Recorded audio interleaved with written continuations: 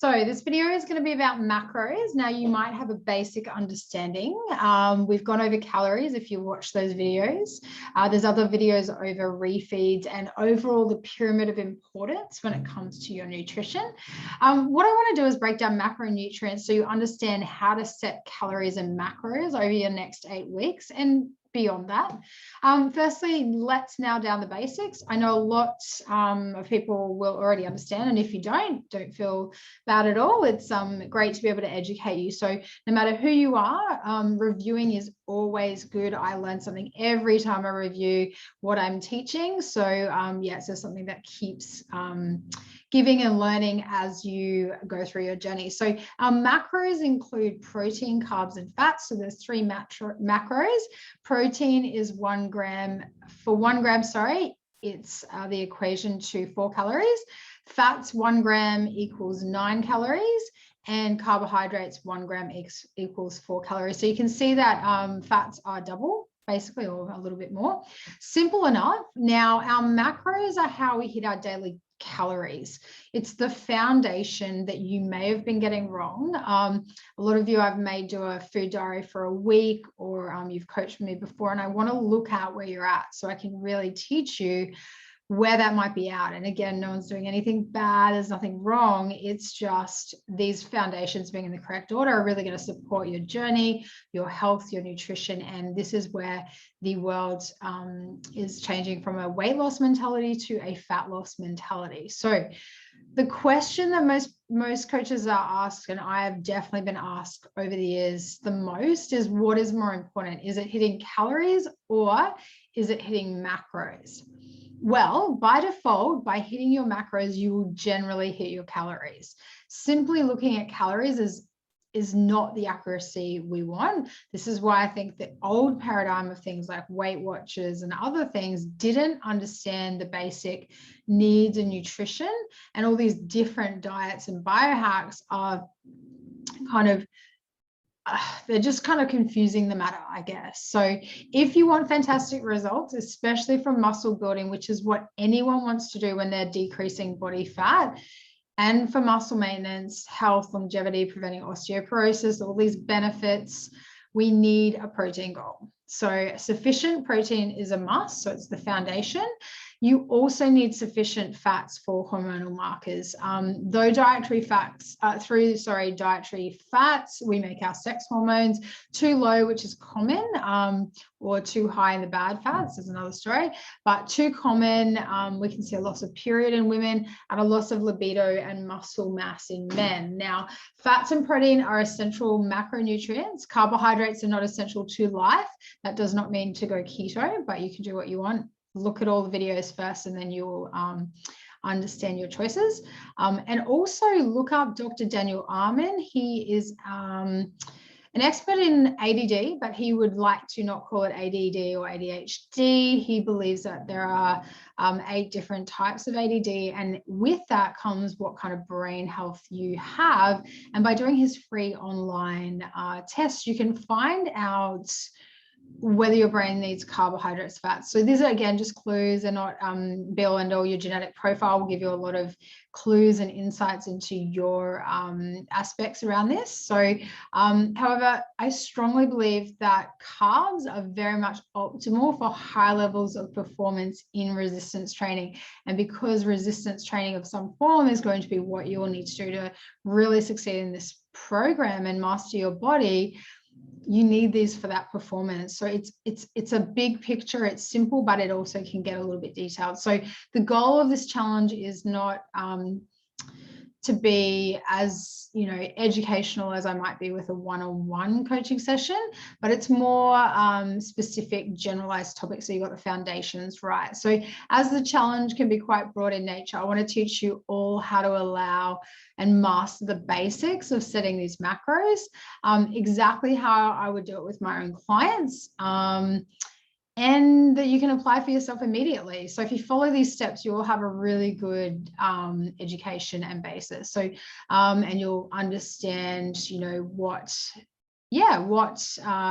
flexible dieting is, what are the important aspects to it. So let's go to, yeah, so it's basically,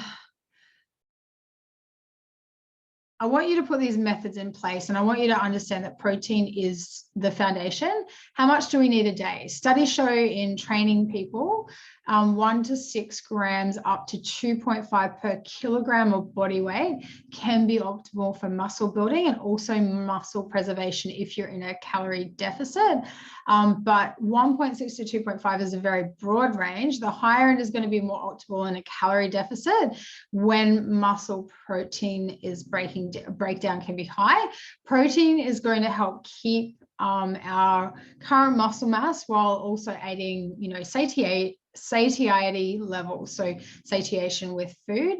I've had so many clients, like even just recently this week, since I've changed my macros, they haven't changed much with their calories, they are now feeling fuller, they're not having kind of the feeling of binging or a trigger there. So these foundations, I believe, are preventative. So the lower end of the range is generally more used in a calorie surplus. Building muscle is not necessarily about eating extreme amounts of protein. We only need so much. In a surplus, though, we like to drive calories towards our more efficient energy uses. So macronutrients of carbs and fats. So finally, protein goals will differ based on your body weight. So that's the key thing that I want you to learn here, especially if you're new or if you need a revision. Someone high in body fat will not need as much protein as someone very lean, as higher body fat can actually help prevent muscle protein breakdown. Does that make sense? Now, the leaner you become, the more your chances of being catabolic in muscle increase. So, which is why in competitors and people doing extreme dieting, they tend to see a lot of loss of muscle mass in those final weeks before the comp because they become very lean. So learning from bodybuilders can be really great, even if you don't want to be that extreme. It's a really good comprehension of what happens in our bodies and why we need to really understand and educate for the big picture. Now, I want to give you my ranges for protein, which you will apply to work out for your macros. So if you're in a cut and you're less than 5 kilograms away from your goal body weight, set the protein at 2.2 kilograms per kilogram of body weight. So that's tier 1. If you are in tier 2, so 2 to 8 kilograms, so 8 to 5 kilograms away from your body weight, set the protein at 2 grams per kilogram of body weight. And if you are in tier 3, you have more than 8 to 12 kilograms to lose. So this is, again, choosing your tier is very important. So remember to look at all the videos. To lose body fat, set the protein at 1.8 kilogram per of body weight. So you see where that pyramid comes in of if you've got higher body fat, you don't need as much protein, which does correlate with our endomorph genetics. Generally, if they're at that higher end if they haven't mastered their body fat, which is, again, nothing bad. It's just something to help as a symptom of, mastering body. So finally, if you're more than 12 kilograms away from goal body weight, set your protein at 1.6 per kilogram of body weight. A breakdown of what this would look like for a 70 kilogram person is 2.2 grams by 70 equals 150 for a day. 0.2 times 70 is 140 a day. 1.8 by 70 is 126 a day, and 1.6 by 70 is 112 a day. So see how those go down. Obviously, the weight is just an example to show you the calculations, but it really is as simple as that. Protein is specific to the weight loss you need. The higher the protein, the leaner you are. The higher the body fat, the lower the protein. Okay, so these are basic fundamentals that you just get in this program. So to build, in regards to building, what we suggest is simply 2 grams per kilogram of body weight. 2 grams falls right in the middle of what the research has been shown to be an optimal range.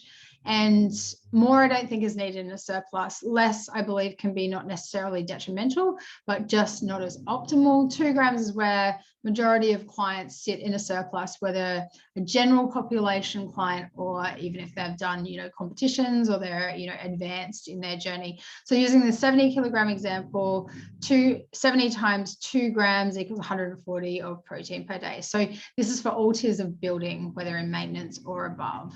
Okay, now fats we set second, as they are also an essential macronutrient, though I don't think nearly as optimal as carbs for performance. But again, this is where you got to learn the balance. Fats are a must to be set, so we ensure that you eat sufficient amounts. First, I want to tell you my minimum amount of fats today that I want you to eat. So 0.8 grams per kilogram of body weight is the minimum amount for fats for my clients. So this is the amount we don't drop below unless you're doing a comp prep. But again, I don't really specialize in that. Or as I said, you're going for a really insanely lean physique, there's extremes. So none of anyone that I have in this program, I imagine, that are doing this challenge are going to need that for, the next 8 weeks. So yep, you want to get leaner, but 0.8 per kilogram is the range I want you to set. So 70 kilogram person would be 56 grams of fats per day. So remember, yeah, keep that there.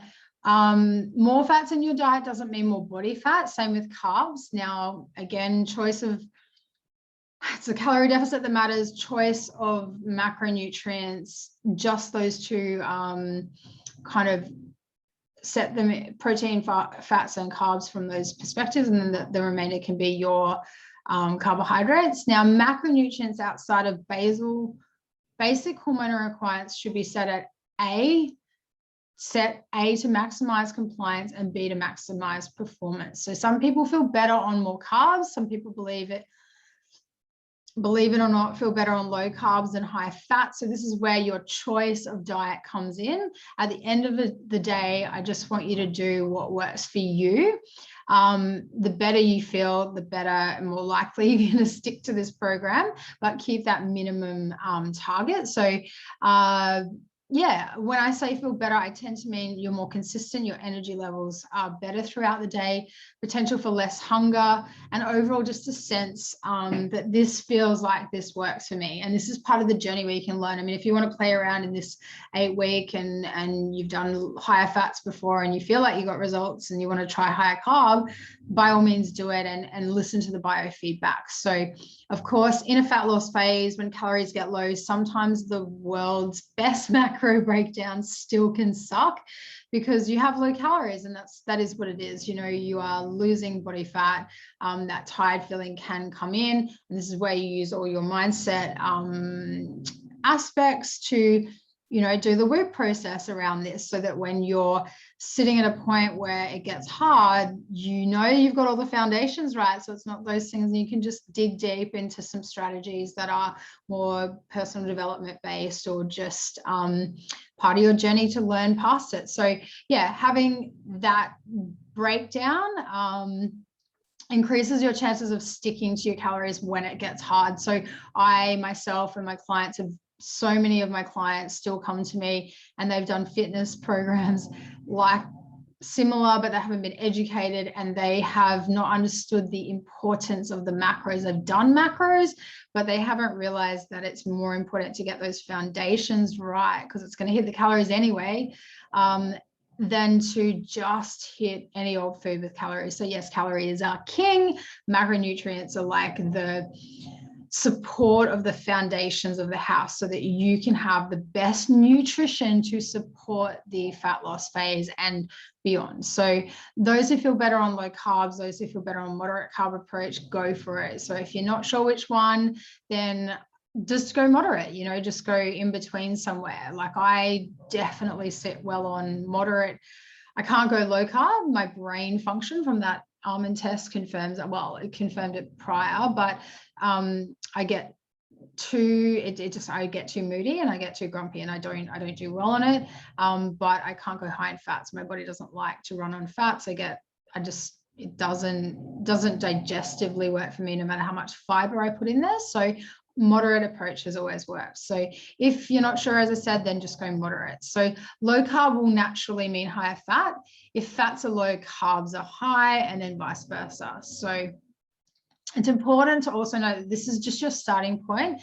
In a fat loss phase, when we take away calories, the higher fat group most likely need to take the calories away from fats. However, the lower fat group do not take fats away, as you're already at your minimum fat requirements of 0.8 per body weight. So again, see how this depends on your tier.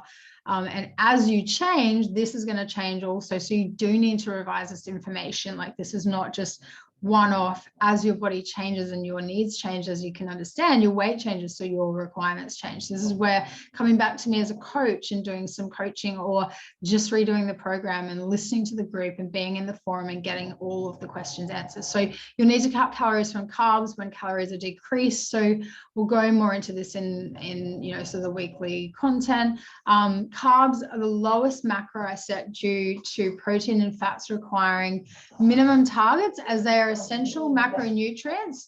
Now, as carbs are not essential for life, you can live without carbs. So keto, however, that does not mean carbs are not optimal for performance. So you might go well on keto, but you might get really tired and not give the best to your training. The better you train, the more fat loss and the more muscle building. And so resistance training is primarily anaerobic training. When we do anaerobic work, we're primarily fueling our body from glycogen. So glycogen is glucose stored in your muscles and liver.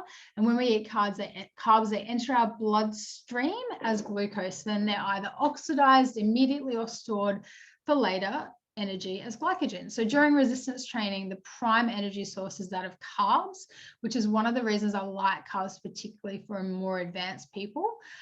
When doing larger training volume, the more important it becomes that we optimize recovery and performance. Okay, now if you're purely looking for fat loss solely, we know calories are king. Macro breakdown is an imperative in favoring carbs or fats, but for performance, I strongly believe carbs are your friends. So look at your carb timing. Maybe you can have your carbs around your training time. That can be a real good strategy to look at, but it will still count over the day. My goal with this challenge is to treat you all and get you in the mindset of training to be your absolute best in the gym, not just training for fat loss, because that can be very tiring. It can be still a weight loss mentality that can have you forgetting how important these other factors are, and that energy is super, supreme. In the more energy you have, the more energy you can expend, the more body composition you can change. So back to the calculations, working out your carbs are easy. It's just the remaining calories you have left after working out your macros of proteins and fats. But let's break it down so you guys understand how to work it out for yourself. So remember, it takes some thinking. It is educational. You're very well on your way, but it might be confusing and you might feel a little bit lost now. But once you go to practically do it, there is a sheet in the program that you can look at. So I've been there. It gets confusing. I still sometimes doing it for other people, I've got to stop and think. So mine are pretty, like, I've got 10, 12 years of my own, so I can sort of tell my ranges already. But keep reading. So read it over and over again. It starts to make sense. My goal is to teach you how to fish, teaching you the ability to get results long term when I'm not there, because that is what happens. I want everyone to succeed long term. So again, the 70 kilogram example. So let's say we worked out your total daily energy expenditure is 2,500, deficit of 20%, for example, therefore the calories will be 2,000. As 20% of 2,500 of 2,000 is 500 calories, we subtract 500 from 2,500, which leaves 2,000. This is the client's deficit. Oh, sorry. So 2,000 as 20% of 2,500 is 500 calories. So we subtract 500 from 2,500, which leaves 2,000. So that's the client's deficit, 20% conservative tier 1. The goal is to lose between 5 to 8 in the 8 weeks. So they are now at tier 2. And their requirement is 2 kilograms per body weight. Therefore, protein is 140.